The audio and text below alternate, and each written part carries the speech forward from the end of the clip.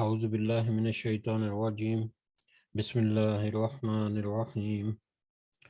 رب اشرح لی صدری ویسر لی امری واحلل عقدۃ من لسانی یفقہوا قولی رب یسر ولا تعسر وتمم بالخیر اللہم لا سہل الا ما جعلتہ سہلا وانت تجعل الحزن اذا شئت سہلا اللہم انفعنی بما علمتنی وعلمنی ما ینفعنی وزدنی علما آمین یا رب العالمین۔ آج ہم انشاءاللہ اللہ کے خاص فضل و کرم سے اس کی عطا کرتا توفیق، استطاعت اور ہمت سے انشاءاللہ سورۃ التوبہ کی آیت نمبر 94 سے انورڈ دیکھیں گے، اور الحمدللہ آج سے ہم پارہ نمبر 11 جو ہے وہ بھی شروع کرنے جا رہے ہیں، اس دعا کے ساتھ کہ اللہ تعالیٰ اس کی ہمیں صحیح سمجھ عطا فرمائے، اس کے صحیح مفہوم جو ہے وہ ہمارے دلوں میں ڈالے، اس کو ہمارے لیے اور ہمارے خاندان کے لیے، ہمارے دوست احباب کے لیے، دوسرے مومنوں کے لیے، مسلمانوں کے لیے ذریعہ اصلاح بنائے، اور اس کے فائدے ہمیں اس دنیا میں بھی اور آخرت میں بھی کامیاب لوگوں میں شمار کر کے عطا فرمائے، آمین یا رب العالمین۔ جی تو اس سے پہلے ہم نے آیت نمبر 93 تک جو آیات پڑھی ہیں اس میں ہم نے دیکھا کہ زیادہ خطاب جو ہے وہ منافقین کے بارے میں ہے، منافقین کا کردار، ان کی ظاہری باتیں، ان کی چھپی باتیں، کس طرح سے وہ مسلمانوں کے ساتھ چھپ کر بھی وار کرتے، اور کس طرح سے وہ اپنے آپ کو بچانے کے لیے، جہاد سے بچانے کے لیے، اپنے مال کو جہاد سے بچانے کے لیے طرح طرح کے بہانے تراشتے، اور کس طرح سے جو بھی ان کے بہت ساری آیات جہاں وہ انہی کے بارے میں ہے۔ اور پھر جیسے جیسے ہم آگے بڑھتے جا رہے ہیں اللہ تعالیٰ کی آیات جو ہیں منافقین کے لیے اور زیادہ سخت ہوتی جا رہی ہیں، جیسا کہ پچھلی ایک دو سبقوں میں ہم نے دیکھا کہ اللہ تعالیٰ نے یہاں تک کہہ دیا نبی کریم صلی اللہ علیہ وسلم کو بھی کہ چاہے آپ 70 مرتبہ بھی ان کے اوپر استغفار کریں، ان کے لیے استغفار کریں یا ان کے لیے دعا کریں، تو اللہ تعالیٰ تو ان کو معاف نہیں کرے گا۔ اور پھر نبی کریم صلی اللہ علیہ وسلم کو منافقوں کا جنازہ پڑھانے سے اور ان کی قبروں پر کھڑے ہونے سے، یعنی ان کے لیے دعا کرنے سے بھی روک دیا، جس کے ضمن میں ہم نے ایک واقعہ جو ہے وہ بھی ذکر کیا تھا عبداللہ ابن ابی کا، جس کا نبی کریم صلی اللہ علیہ وسلم نے جنازہ پڑھایا، تو اس کے بعد آیات نازل ہوئی کہ آپ کسی کا جنازہ نہیں پڑھائیں گے اور کسی کے لیے دعا نہیں کریں گے۔ تو اور اس کی وجہ بھی بار بار اللہ تعالیٰ نے یہی ذکر کی کہ اس کی وجہ یہی ہے کہ انہوں نے کفر کیا، انہوں نے دل سے ایمان نہیں لے کر آئے، اللہ اور اس کے رسول کے خلاف اقدامات کرتے رہے اور کفر کرتے رہے۔ اور یہاں تک بھی اللہ تعالیٰ نے کہہ دیا کہ اللہ تو یہ چاہتا ہے کہ ان کی اولاد اور ان کا مال جو ہے وہ ان کے لیے ذریعہ آزمائش بنے، اس دنیا میں بھی اور آخرت میں تو یقیناً ہوگا، اور وہ اس حال میں مرے، اس طرح وہ گمراہی میں آگے بڑھ گئے ہیں، یہاں تک کہ ان کی موت بھی اس حال میں ہے کہ وہ کافر ہوں، ان کے دل میں نفاق ہو، اور پھر ان کے لیے دردناک عذاب کی بھی اللہ تعالیٰ نے پہلے سے بتا دیا کہ ایسے منافقوں کے لیے دردناک عذاب بھی ہے۔ جبکہ اس کے برعکس دوسرے طرح کے لوگ، خاص کر غزوہ تبوک کے حوالے سے جو ذکر ہوا پچھلی آیات میں، پچھلے سبق میں، کہ کچھ لوگ جو حقیقتاً معذور تھے یا حقیقتاً عذر رکھتے تھے جہاد میں شریک ہونے کے لیے، اس میں مختلف کیٹیگری کے لوگ، کچھ لوگ اپنے ضعف، اپنی کمزوری، بڑھاپے کی وجہ سے، اپنی صحت کی وجہ سے اس میں شامل نہیں ہو سکتے تھے، کچھ اپنے مال و دولت کی وجہ سے اس میں شامل نہیں ہو سکے، تو ان کے بارے میں اللہ تعالیٰ نے واضح طور پر کہہ دیا کہ ان کے لیے تو کوئی حرج نہیں کہ وہ اس کے لیے نکلے، کیونکہ ان کے پاس حقیقت میں ایسا کوئی انتظام نہیں ہو سکا، ان کی صحت نے اجازت نہیں، یا بیماری کی وجہ سے، یا کچھ لوگ ایسے بھی تھے جو اتنا مال نہیں رکھتے تھے کہ ان کے پاس سواری ہو، بلکہ پچھلی آیات میں اللہ تعالیٰ نے یہ بھی آیت کچھ نازل دیکھی ہم نے کہ وہ شخص جو نبی کریم صلی اللہ علیہ وسلم کے پاس آیا کہ ہمیں سواری دے دیں تاکہ ہم اس پہ جہاد کے لیے چل سکیں، لیکن نبی کریم صلی اللہ علیہ وسلم نے کہا کہ میرے پاس تو سواری نہیں ہے جس کے اوپر میں تمہیں سوار کروں. تو وہ غم کے مارے ان کی آنکھوں سے آنسو جھلک پڑے اور اس حالت میں وہ وہاں سے لوٹے. اور اس کا بھی اللہ تعالیٰ نے یہاں پر ذکر کیا کہ یقیناً ان کے لیے بھی اس مجبوری کے تحت ان کا جتنا ثواب ہے وہ پورا رہے گا جہاد کا.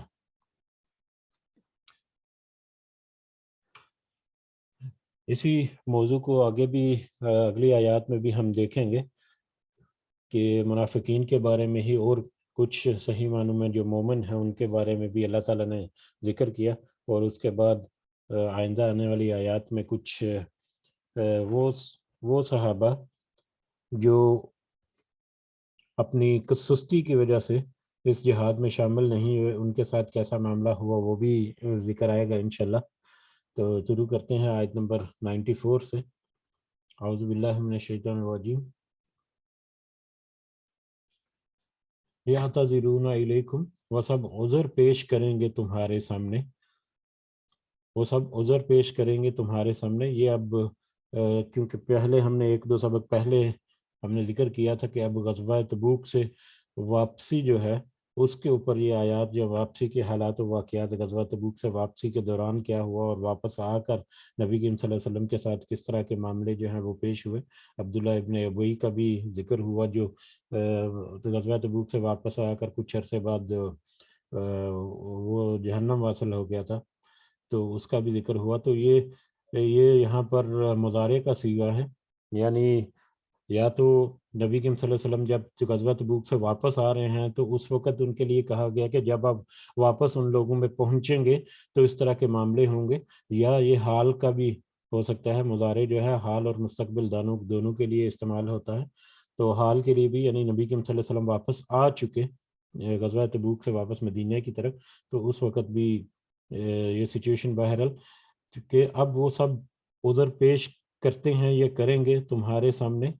یہ منافقین جو ہیں. اذا رجعتم، جب تم لوٹو گے، الیہم، ان کی طرف، جب اب مدینہ میں ان کی طرف لوٹو گے یا لوٹ گئے تو اب یہ تمہارے سامنے، آپ کے سامنے، نبی کریم صلی اللہ علیہ وسلم کے سامنے عذر پیش کرتے ہیں، بہانے پیش کرتے ہیں یا جسٹیفیکیشنز پیش کرتے ہیں. کہ کیوں نہیں انہوں نے جہاد میں شمولیت اختیار کی. جہاد میں جانے سے پہلے بھی وہ طرح طرح کے بہانے بنائے، اب واپس جب آ گئے اور واپس ظاہر ہے اتنی بڑی کامیابی کے ساتھ لوٹے، تو اب اس کامیابی میں ان کو مسلمانوں کے ساتھ رہنا اور اس کامیابی کے کچھ ثمرات جو ہیں ان کو بھی حاصل کرنا مقصود تھا منافقوں کو. تو اب واپس جب نبی کریم صلی اللہ علیہ وسلم لوٹے تو پھر بھی انہوں نے مختلف طرح کے ہیلے بہانے کیے. تو ہم نے تو آپ کو پہلے ہی بتا دیا تھا ہمارا یہ معاملہ ہے، ہمارا یہ معاملہ ہے، تو اس وجہ سے ہم شریک نہیں ہو سکے. تو پھر یعنی یہ بھی ایک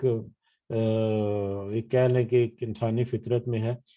کہ جو کوئی پریشانی ہو تو اس کا بھی بندہ حال چال پوچھتا ہے، کسی کو کوئی خوشی ہو تو اس میں بھی وہ شامل ہوتا ہے. تو کہہ لیں کہ وہ اس میں شامل رہنے کے لیے مسلمانوں کے اب انہوں نے بہانے اور عذر جو ہیں وہ ان کو پیش کیا یا ان کو دہرایا. کل، کہہ دیجئے، آپ سے کہا جا رہا ہے کہ آپ ان سے کہہ دیجئے صلی اللہ علیہ وسلم، لا تعتذروا، مت تم سب عذر پیش کرو، لن نؤمن، ہرگز ہم نہیں یقین کریں گے، لکم، تم پر، تم مت عذر پیش کرو، ہم ہرگز یقین نہیں کریں گے تم پر. قد نبأنا اللہ، یقیناً خبردار کر چکا اللہ ہمیں، یقیناً بتا چکا اللہ تعالیٰ نے ہمیں خبر دے دی، من اخبارکم، تمہارے حالات کی، یقیناً اللہ تعالیٰ نے ہمیں تمہارے حالات کی خبر دے دی. وَسَيَرَ اللَّهُ عَمَلَكُمْ وَرَسُولُهُ، اور عنقریب دیکھے گا اللہ تمہارے عمل کو اور اس کا رسول بھی. اب تم مت بہانے کرو، اب تم مت اس طرح کے عذر پیش کرو، اللہ تعالیٰ نے تو یقیناً ہمیں تمہارے حالات سے باخبر کر دیا، اور عنقریب اللہ اور اس کے رسول تمہارے تمہارے عملوں کو دیکھیں گے، تمہارے عمل کو دیکھیں گے، یعنی عنقریب اللہ تعالیٰ دیکھیں گے۔ اللہ تعالیٰ کو تو سب پتہ ہے اور ان کو پہلے سے بھی پتہ ہے، لیکن اللہ تعالیٰ دیکھیں گے کہ مطلب کہ سب کے سامنے سب کے سامنے آ جائے گا کہ کیا حالات و واقعات ہیں، یا کیا انہوں نے پہلے کیا اور کیا وہ اب کر رہے ہیں۔ تو عنقریب اللہ تعالیٰ اور اس کے رسول صلی اللہ علیہ وسلم جو ہے وہ دیکھیں گے کہ کیا تم عمل کرتے ہو۔ جو عنقریب تمہارے سارے اعمال جو تم نے چھپا کر رکھے، جو اللہ تعالیٰ کو تو پتہ ہے، لیکن وہ سب کے سامنے بھی آ جائیں گے۔ ثم تردون، پھر تم سب لوٹائے جاؤ گے، الی عالم الغیب والشہادتی، چھپی اور ظاہر باتیں جاننے والے کی طرف، یعنی پھر تم اس طرف لوٹائے جاؤ گے، اللہ کی طرف، اس اللہ کی طرف لوٹائے جاؤ گے جو چھپی اور ظاہری باتوں کو جاننے والا ہے۔ فَيُنَبِّئُكُمْ، پھر وہ خبر دے گا تمہیں، بما کنتم تعملون، اس کی جو تم عمل کرتے تھے، پھر وہ تمہیں اس کی جو تم عمل کرتے تھے خبر دے گا۔ یعنی دنیا میں بھی عنقریب اللہ اور اس کے رسول صلی اللہ علیہ وسلم جو ہے وہ تمہارے حالات جو ہیں وہ دیکھ لیں گے، تمہارے عملوں کو دیکھ لیں گے کہ کیا کرتے رہے ہو۔ دنیا میں بھی اس کا خمیازہ یا کچھ سزا جو ہے وہ بھگتنی پڑے گی، اور پھر تم اس ظاہر اور ظاہری اور باطنی باتیں جاننے والے اللہ کی طرف لوٹا دیے جاؤ گے۔ یعنی قیامت کے دن جب ظاہری اور باطنی چیزیں جو ہیں، چھپی ہوئی اور ظاہری سارے اعمال وہ کھول کر رکھ دیے جائیں گے، پھر وہ خبر دے گا تمہیں ما کنتم تعلمون، اس کی جو تم عمل کرتے تھے دنیا میں، جو تم عمل کرتے رہے اور جس طرح سے تمہارا کردار رہا، اللہ تعالیٰ پھر قیامت کے دن وہ کھول کر تمہارے سامنے پیش کر دے گا، جہاں پر تم اس کو دیکھو گے، اور ایسے پروف تمہارے سامنے ہوں گے کہ تم اس کو ڈینائی نہیں کر سکو گے، اس سے انکار نہیں کر سکو گے۔ سَيَحْلِفُونَ بِاللَّهِ، عنقریب وہ سب قسمیں کھائیں گے اللہ کی، عنقریب وہ سب قسمیں کھائیں گے اللہ کی، لکم تمہارے سامنے، اذا انقلبتم جب تم لوٹ کر آؤ گے۔ اس طرح کی آیات پہلے بھی آئیں، لیکن پہلے بھی یہی تھا کہ وہ تمہارے سامنے قسمیں کھائیں گے۔ تو اب یہاں پر ہے کہ تمہارے سامنے قسمیں کھائیں گے، جو تمہارے سامنے قسمیں کھاتے ہیں، حال بھی ہو سکتا ہے، مستقبل بھی ہو سکتا ہے، کہ اب وہ تمہارے سامنے قسمیں کھائیں گے جب تم لوٹ کر آؤ گے ان کی طرف۔ جب اب مدینہ میں ان کی طرف آ چکے تو اب وہ تمہارے سامنے قسمیں کھاتے ہیں یا کھائیں گے، لیتو اریزو، تاکہ تم درگزر کرو، لیتو اریزو تاکہ تم درگزر کرو، یا تاکہ تم ان سے راضی ہو جاؤ۔ یہ پہلے بھی آیت آئی تھی کہ وہ تمہارے سامنے اللہ کی قسمیں کھائیں گے تمہیں راضی کرنے کے لیے، جبکہ یہ اللہ اور اس کے رسول صلی اللہ علیہ وسلم کا حق ہے کہ ان کو راضی کیا جائے۔ تو بہرحال کہ وہ تمہیں جب آپ صلی اللہ علیہ وسلم واپس لوٹ جائیں گے ان کی طرف، تو یہ تمہیں راضی کرنے کے لیے اللہ کی قسمیں کھائیں گے، عنہم ان سے، فعارضو تو تم سب درگزر کرو، تم سب ان سے اعراض کرو، جب وہ کہہ رہے ہیں تو ٹھیک ہے، ان زیادہ توجہ دینے کی ضرورت نہیں ہے، عنہم ان سے، وہ ان کے اوپر زیادہ توجہ دینے کی ضرورت نہیں ہے، جو بھی وہ کہیں جب بس اب ان کو درگزر کرو اور ان کو معاف کر دو، ان کو چھوڑ دو ان کے حال کے اوپر ہی۔ انہم رجسن، بے شک وہ ناپاک ہیں، ومأواہم جہنم، اور وہ ان کا ٹھکانہ جہنم ہے، بے شک وہ ناپاک ہیں، اور بے شک وہ ناپاک ہیں، ان کا دل کا حال اور ان کی نیت جو ہے اس میں کھوٹ ہے، اور ان کے دل کے اندر جو باتیں ہیں وہ نجس اور ناپاک ہیں، اور ان کا ٹھکانہ تو یقیناً جہنم ہے۔ جزاء بما کانوا یکسبون، اور یہ ٹھکانہ جو جہنم ہے یہ اس وجہ سے ہے، اس کے بدلے میں ہے جو ان سب نے، وہ جو سب کماتے تھے اس دنیا میں، جو انہوں نے کمایا یا کما رہے ہیں یا کماتے تھے، اس کی وجہ سے ان کا ٹھکانہ جو ہے وہ جہنم میں ہوا۔ یخلفون لکم، وہ سب قسمیں کھائیں گے تمہارے لیے، لترضوا، تاکہ تم سب راضی ہو جاؤ، تو تم سب کو راضی کرنے کے لیے قسمیں کہیں گے، عنہم ان سے، وَإِن ترضوا، پھر اگر تم سب راضی ہو جاؤ، عنہم ان سے، وَإِنَّ اللَّهَ لَا يَرْضَىٰ عَنِ الْقَوْمِ الْفَاسِقِينَ، تو یقیناً اللہ نہیں راضی ہوگا نافرمان قوم سے۔ وہ تمہارے سامنے قسمیں کھائیں گے کہ تم اس سے راضی ہو جاؤ، اور چاہے تم ان سے راضی ہو جاؤ یا نہیں، بس اگر تم اس سے راضی ہو بھی جاؤ تو بھی اللہ تعالیٰ ان ایسی نافرمان قوم سے راضی نہیں ہوگا۔ جیسے پہلے کہ تم جتنا مرضی، آپ صلی اللہ علیہ وسلم سے کہا گیا کہ اب جتنا مرضی ان کے لیے استغفار کریں اللہ تعالیٰ ان کو نہیں بخشے گا۔ اب یہاں پر ہے کہ وہ قسمیں کھاتے ہیں راضی کرنے کے لیے، تو چاہے تم راضی ہو بھی جاؤ، چاہے آپ صلی اللہ علیہ وسلم یا مسلمان مومن جو ہیں ان کے سامنے قسمیں کھاتے ہیں، تو چاہے آپ راضی ہو بھی جائیں، اللہ تعالیٰ تو ایسی نافرمان کو ان سے کبھی راضی نہیں ہوگا۔ یہ ہمیں بار بار اپنے ذہن میں اشارہ کرتا ہوں کہ اپنے ذہن میں ہمیں رکھنا ہے کہ یہ منافقین کی بات ہو رہی ہے، اور یہ منافقین ایسے ہیں کہ مطلب جن کے دل میں نفاق ہے، جو ظاہری طور پر تو کلمہ بھی پڑھتے ہیں اور مسلمانوں کے صفوں میں کھڑے ہوتے ہیں، نماز بھی پڑھتے ہیں، زکوٰۃ بھی دیتے ہیں، کس دل سے نماز پڑھتے ہیں، کس دل سے زکوٰۃ دیتے ہیں، وہ تو ان کے دلوں کے معاملے ہیں، لیکن ظاہری طور پر وہ مسلمانوں میں شامل ہیں، اور ظاہری طور پر ہاں جن کا نفاق کھل کر سامنے آ گیا ان کا معاملہ کچھ ہو رہا ہے، لیکن ہمیں بار بار اپنے اندر ضرور ٹٹولنا چاہیے کہ یہ منافقین کا ذکر ہو رہا ہے، اور کہیں منافقین میں خدا نہ خواستہ کوئی عنصر یا کوئی ایسے معاملے جو ہیں وہ مطلب ہمارے اندر یا ہمارے ارد گرد تو نہیں کہیں پائے جا رہے، تو ہمیں ضرور اس کے اوپر فکر کرنی چاہیے۔ اس لیے اللہ تعالیٰ نے بار بار اور میں یہ دیکھ رہا ہوں کہ جب سے سورہ توبہ ہوئی ہے اتنی دفعہ ذکر ہوا، تو یقیناً کوئی ایسے ناول کی طرح پڑھنے کے لیے تو نہیں ہے جی ایک دفعہ ذکر بھی کر لیا جاتا تو وہ بھی قیامت تک قائم رہے گا، تو لیکن ہر بار ذکر آ رہا ہے منافقین کے بارے میں کہ کس طرح سے ان کا رویہ رہا، کس طرح سے ان کے لیے پھر سزائیں جو ہیں وہ اللہ تعالیٰ نے ذکر کی ہیں قرآن مجید میں۔ بہرحال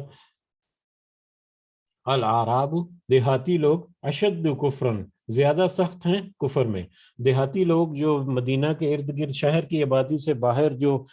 دوسرے قبیلوں میں یا دوسرے گاؤں وغیرہ میں دیہات وغیرہ میں جو لوگ آباد ہیں ان کو اعرابی کہتے ہیں، یا اعراب جو ہے وہ اعرابی کی جمع ہے۔ ان کے بارے میں پہلے بھی آیت آئی تھی، دو طرح کے لوگ تھے، ایک تو وہ لوگ جو دیہاتوں سے آ کر نبی کریم صلی اللہ علیہ وسلم کے پاس عذر اور بہانے پیش کرتے کہ ہم اس وجہ سے نہیں جا سکتے، اس وجہ سے نہیں جا سکتے، اور کچھ لوگ تو ایسے تھے جو بالکل ہی بہانے بنانے کے لیے نہیں آئے، اپنے اسی گاؤں میں ہی بیٹھے رہے اور وہیں پر اللہ کا انکار کرتے رہے۔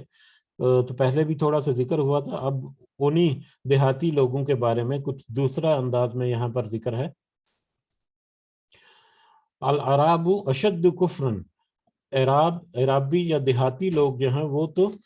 کفر میں زیادہ سخت ہیں، وہ نفاقن اور نفاق میں بھی، کفر میں بھی اور منافقت میں بھی زیادہ سخت ہیں۔ اب دیہات میں ایک معاملہ یہ ہوتا ہے کہ شہر میں اس وقت کے حساب سے بھی دیکھ لیں یا عام معاملات میں بھی دیکھ لیں، اس وقت کے حساب سے دیکھیں تو نبی کریم صلی اللہ علیہ وسلم جو ہیں وہ شہر میں مدینہ میں موجود ہیں، اور وہ شہر میں رہنے والے لوگ جو ہیں وہ ان کے پیچھے جمعہ کو خطبہ جو ہیں وہ بھی سنتے ہیں، اور دوسرے ان کو واعظ اور نصیحت جو ہے وہ بھی ان تک پہنچتی رہتی ہیں، گاہے بگاہے ان کا تک پیغام جو ہے وہ پہنچتا رہتا ہے تقریباً روزانہ کی بنیاد پر۔ لیکن گاؤں میں یہ ہوتا ہے کہ وہ تھوڑا سا شہر سے دور ہوتا ہے، اور وہاں پر کوئی شہر میں آیا اور اس نے کوئی بات سنی تو جا کے واپس بتائی تو پھر ہی ان کو پتا چلا، اتنا زیادہ انٹریکشن بھی نہیں ہے، زیادہ صاحب علم لوگ جو ہیں ان کے ساتھ یا نبی کریم صلی اللہ علیہ وسلم کے ساتھ بھی، تو گاؤں میں بھی مختلف طرح کے لوگ جو ہیں، زیادہ تر لوگ دیہاتی جو ہیں ان کو آج بھی تھوڑا سا ان پڑھ اور بیکورڈ اسی وجہ سے تصور کیا جاتا ہے کہ ان میں اس طرح سے اٹھنا بیٹھنا یا وہ جو چیزیں جو شہروں میں پائی جاتی ہیں وہ عام طور پر نہیں ہوتی، لیکن دیہاتوں میں بھی کچھ اچھے لوگ ہوتے ہیں جنہوں نے اپنے آپ کو اچھا ویل مینٹین کیا ہوتا ہے، اور اپنے سٹینڈرڈ کو بھی کہہ لیں اچھا کیا ہوتا ہے، علم کے حساب سے بھی وہ زیادہ سمجھدار اور زیادہ پڑھے لکھے بھی ہوتے ہیں۔ تو مختلف طرح کے لوگ دیہاتوں میں بھی ہوتے ہیں، لیکن اکثریت جو ہے وہ تھوڑا سا کم علمی کا شکار ہوتے ہیں اور تھوڑا سا کم توجہ دیتے ہیں ایسی چیزوں کے اوپر۔ بہرحال دیہاتی لوگ جو ہیں وہ کفر اور نفاق میں زیادہ سخت ہیں، وہ اجدارو اور زیادہ لائق ہیں، اللہ یا عالموں کہ نہ وہ سب جانے حدود اللہ کی، اللہ کی حدود کو یا اللہ کے احکامات کو، ما انزل اللہ علی رسول ہی جو نازل کیے اللہ تعالیٰ نے اپنے رسول پر۔ جو دیہاتی لوگ ہیں اعرابی جو ہیں وہ تو کفر اور نفاق میں زیادہ سخت ہیں، اور اس کے وہ زیادہ لائق بھی اس لیے بھی ہیں کہ وہ اللہ کی حدود جو اللہ نے نبی کریم صلی اللہ علیہ وسلم کے اوپر نازل کی، ان کو وہ زیادہ نہیں جانتے، ان کو زیادہ نہیں، ان کا علم نہیں ان کے پاس، ان کے زیادہ ان تک پہنچا نہیں، یا انہوں نے زیادہ اس کے اوپر توجہ نہیں دی۔ واللہ علیم حکیم، اور اللہ تعالیٰ تو خوب جاننے والا اور حکمت والا ہے، اللہ تعالیٰ کی حکمت سے تو کوئی خابی نہیں، اللہ تعالیٰ خوب جانتا ہے ان دیہاتی لوگوں کو بھی کہ ان کے عمل کیسے ہیں اور ان کے پاس علم کتنا ہے۔ وَمِنَ الْأَعْرَابِ، اور دیہاتیوں میں سے، مَن يَتَّخِذُ، کوئی ایسے بھی ہیں جو خیال کرتا ہے، کوئی ایسا ہے جو خیال کرتا ہے، ما ينفقو، جو اللہ کی راہ میں وہ خرچ کرتا ہے، مغرمن، تاوان۔ اب دیہاتیوں میں کچھ لوگ ایسے ہیں یا کچھ ایسا بھی ہے جو اللہ کی راہ میں جو خرچ کرتا ہے اس کو وہ تاوان سمجھتا ہے، تاوان۔ اب جو سلطنت اسلامیہ کے جو اصول تھے اس میں زکوٰۃ و عشر جو ہے اس کا نفاذ بھی تھا، اور اس کا نفاذ جو ہے وہ مدینہ میں اور مدینہ کے ارد گرد جہاں تک اس وقت مسلمانوں کی سلطنت پھیل چکی تھی یا ان کی کہنے کے حکومت موجود تھی،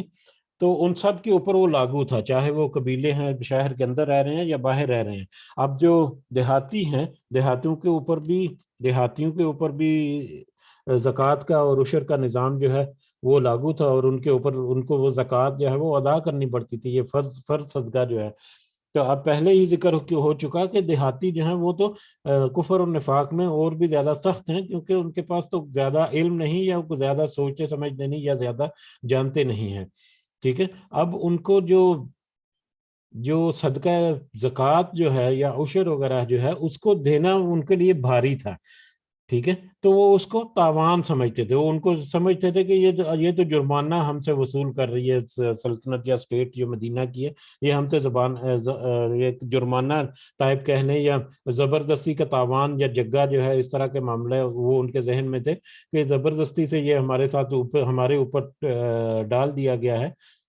وَيَتَرَبَّصُ، اور وہ انتظار کرتے ہیں، بکم، تم پر، الدَّوَائِرَ، زمانے کی گردشوں کا، کہ زمانہ، وہ تو اس چیز کا انتظار کرتے ہیں کہ زمانہ اپنا وقت بدلے، زمانے کی گردش یا زمانے کا وقت،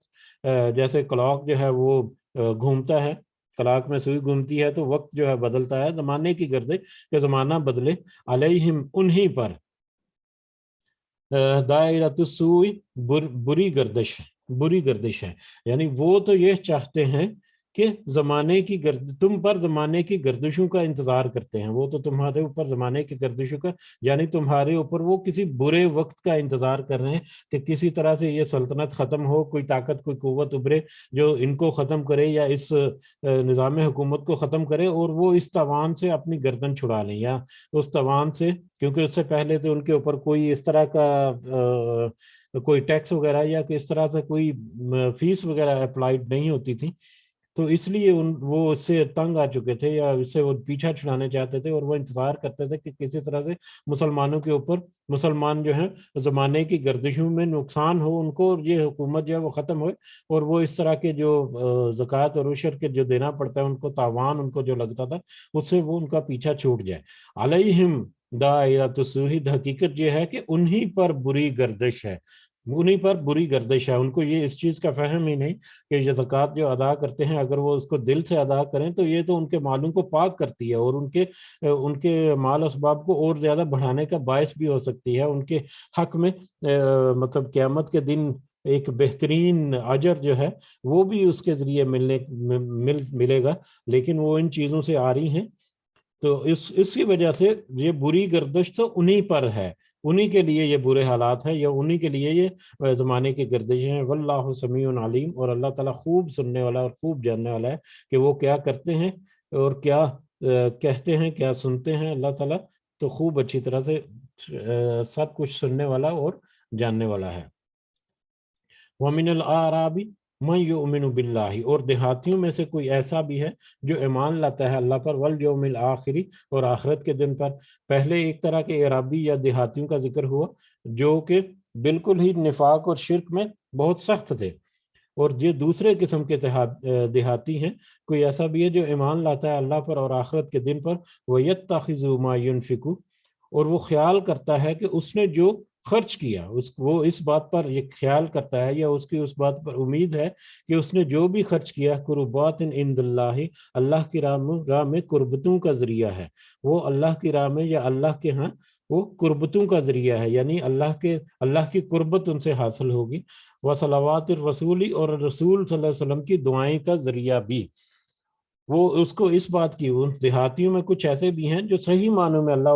اور آخرت کے دن پر ایمان لاتے ہیں، اور وہ خیال کرتا ہے کہ انہوں نے جو خرچ کیا، اس نے جو اللہ کے راستے میں خرچ کیا، وہ اس کے لیے اللہ کی قربت کا باعث ہوگا، اس سے اللہ تعالیٰ کی قربت حاصل ہوگی، اور اس کے علاوہ رسول صلی اللہ علیہ وسلم کی دعائیں کا ذریعہ بھی بنے گا۔ نبی کریم صلی اللہ علیہ وسلم جب کوئی صدقہ خیرات کرتا تھا، نبی کریم صلی اللہ علیہ وسلم کو پیش کرتا تھا، چاہے جہاد کے لیے یا چاہے کسی بھی کام کے لیے، تو نبی کریم صلی اللہ علیہ وسلم اس کے لیے دعا کرتے تھے، تو وہ رسول صلی اللہ علیہ وسلم کی دعائیں لینے کا ذریعہ بھی ہے ان کا مال صدقہ خرچ کرنا۔ اللہ سن رکھو، خبردار، انہا قربت لہم، بے شک یہ خرچ کرنا قربت کا ذریعہ ہے ان کے لیے، یہ باقیوں کے لیے بھی، کہ ذرا اچھی طرح سے سن رکھو کہ یہ جو صحیح معنوں میں اللہ کے راستے میں خرچ کرتے ہیں، تو یہ تو ان کے لیے اللہ کے راستے میں اللہ کی قربت حاصل کرنے کا ذریعہ ہی ہیں۔ سیدخلہم اللہ،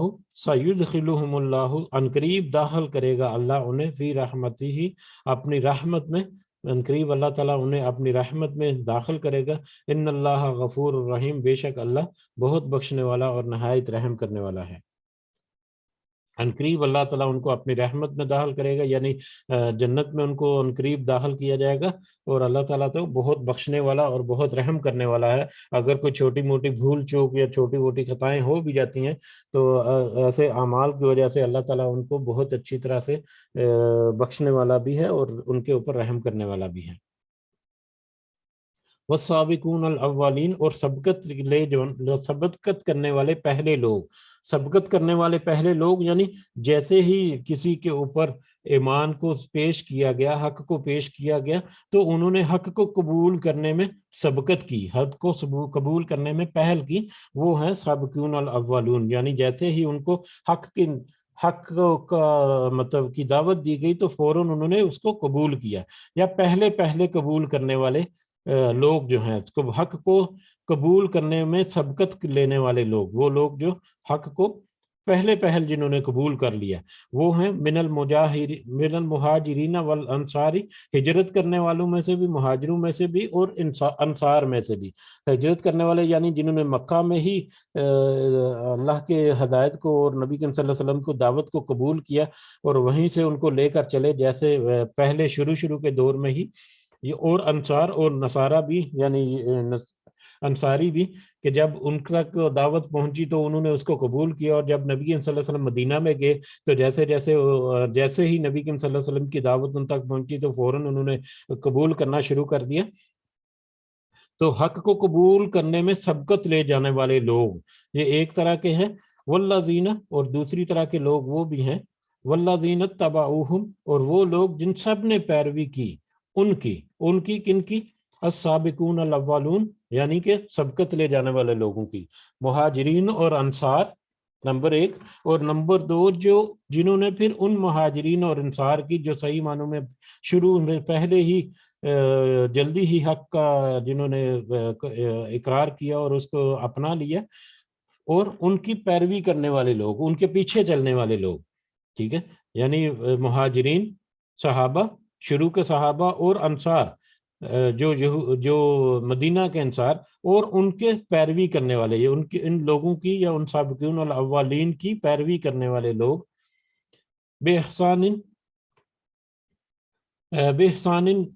نیکی کے ساتھ، جنہوں نے نیکی کے ساتھ ان کی پیروی کی، جنہوں نے صحیح معنوں میں ایسے لوگوں کی پیروی کی، رضی اللہ، ان کے ساتھ راضی ہو گیا اللہ، عنہم، ان سے، ورضوا عنہ، اور وہ لوگ اللہ سے راضی ہو گئے، یعنی اللہ ان سے راضی ہو گیا اور وہ اللہ سے راضی ہو گئے۔ وعد، اور تیار کیے ہیں، لہم، ان کے لیے، جنات، باغات، اور اللہ تعالیٰ نے ان کے لیے باغات تیار کیے ہیں، تجری تحتها الانہار، وہ ان کے نیچے سے نہریں بہتی ہیں، خالدین فیہا ابدا، وہ اس میں ابد تک رہیں گے، وہ اس میں ہمیشہ ہمیشہ رہیں گے۔ ذالک الفوز العظیم، یہ ہے کامیابی بہت بڑی، یہ بہت بڑی کامیابی ہے جو انہوں نے حاصل کی، کہ وہ لوگ جنہوں نے شروع میں یا جیسے ہی حق ان کے اوپر واضح ہو گیا، انہوں نے اس کو قبول کیا، چاہے وہ مہاجرین میں سے، چاہے وہ انصار میں سے، چاہے وہ ان کی پیروی کرنے والے ہیں۔ اکثر علماء جو ہیں یہ پیروی کرنے والے جو ان کو کہتے ہیں کہ جو شروع میں جو ہجرت مدینہ سے پہلے جنہوں نے اسلام قبول کیا، اور ہجرت مدینہ کے بعد شروع کے پیریڈ میں جنہوں نے اسلام قبول کیا، وہ تو ہو گئے سابقون والاولون، اور ان کی پیروی کرنے والے اکثر جو مفسرین ہیں انہوں نے کہا یہ تابعین ہیں، یہ تابعین اور تبع تابعین ہیں، جنہوں نے صحابہ کرام رضوان اللہ اجمعین کی پیروی کی، اور کچھ جو علماء ہیں ان کا خیال ہے کہ یہ بعد میں آنے والی ساری کی ساری امت ہے، کیونکہ نبی کریم صلی اللہ علیہ وسلم کے بعد صحابہ نے، اور پھر ان کے تابعین اور تبع تابعین، اور ان کے بعد علماء نے ہی اس پیغام کو آگے پہنچایا، اور اس کے نتیجے میں آج ہمارے تک بھی یہ ساری معلومات جو ہیں وہ موجود ہیں۔ تو کچھ علماء کا خیال ہے کہ سارے ہی مسلمان ہیں، اور کچھ کا خیال ہے کہ اسی دور کے جو لوگ ہیں، بہرحال جنہوں نے پیروی کی ان لوگوں کی جو شروع میں حق قبول کرنے والے ہیں، تو ان کے لیے اللہ تعالیٰ نے یہ خوشخبری، یا ان کے لیے یہ بہت ہی خوبصورت اللہ تعالیٰ نے انعام یہاں پر کیا۔ تو سب سے پہلے تو وہ اللہ ان سے راضی ہوا، اور وہ اللہ تعالیٰ سے راضی ہو گئے، ٹھیک ہے۔ اور نمبر 2، ان کے لیے پھر اللہ تعالیٰ نے ایسی جنات یا ایسی باغات تیار کیے ہیں جن کے نیچے نہریں بہتی ہیں، اور وہ اس میں ہمیشہ رہیں گے، اور یہی سب سے بڑی کامیابی ہے۔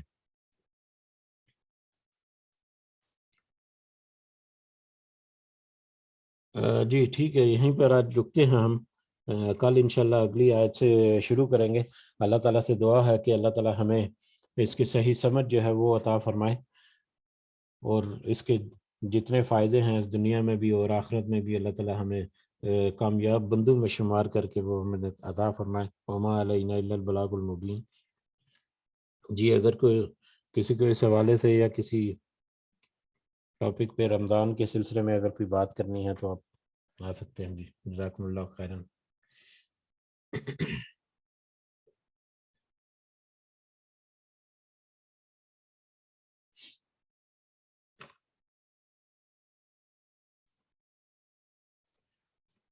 جی تو میرا حال ہے شفیق صاحب بھی آج بزی ہیں، اور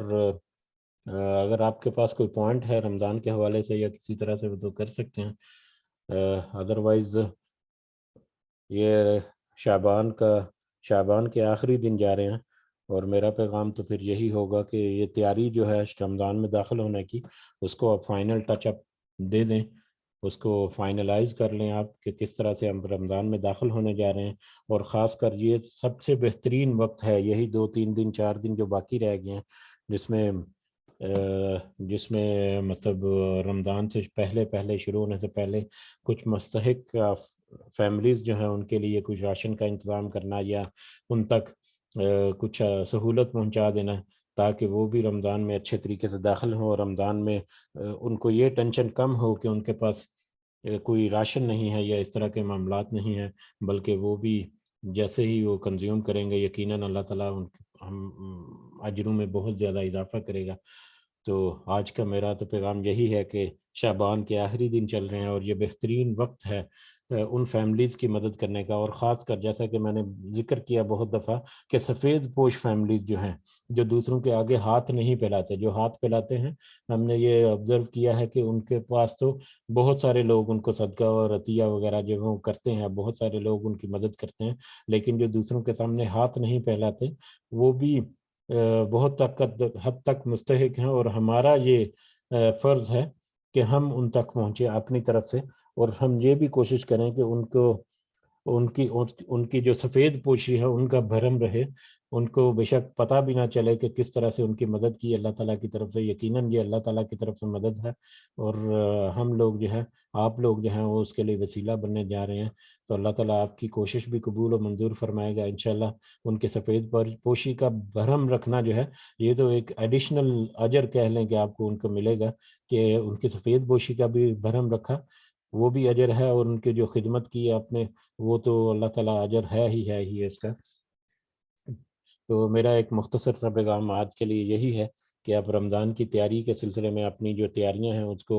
فائنلائز کریں، اور دوسری فیملیز جو ہیں ان کو بھی رمضان میں اپنے ساتھ داخل کرنے کے لیے تیار کریں. وما علینا الا البلاغ المبین.